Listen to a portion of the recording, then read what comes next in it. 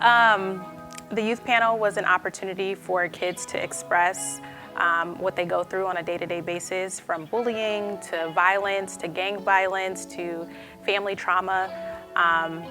And I think it's important because when we talk about changing our education system or changing our communities, it really starts with the individual work first, within families, within individuals, and having these very important conversations so that we can be able to identify how can we better serve our youth moving forward as it relates to mental health and as it relates to addressing their social emotional needs. And so the panel was great because the parents really didn't have the power in the conversation. They were able to listen to what the youth were feeling and what they needed.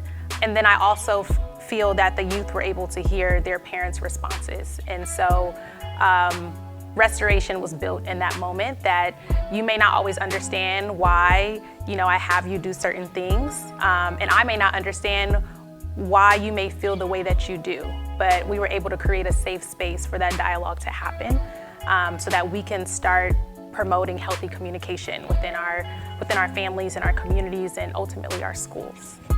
Why do you think it's important for youth summits like the one today to make change in this local community or in this neighborhood or for these kids that are growing up? Like, what about today, being here today on this Saturday, is important?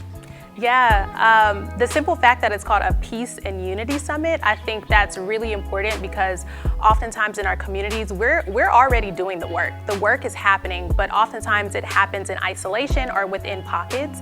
And when I think about the child, it takes educating the whole child, from where they live at in their communities, where they go to the park, where they spend their time, to where they go to school, to where their parents work. And so summits like this bring all stakeholders together, so that we can think about, okay, what is a 360 approach? And so instead of just looking at it from a community approach or from a school approach, you have stakeholders in one room with the youth at the center. And I think that is the model of education that we should strive for, that we're educating the whole child.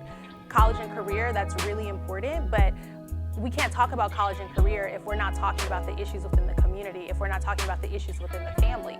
Because a kid can get to school or get to college, but then they don't have the moral and the character and the emotional stability to stay there.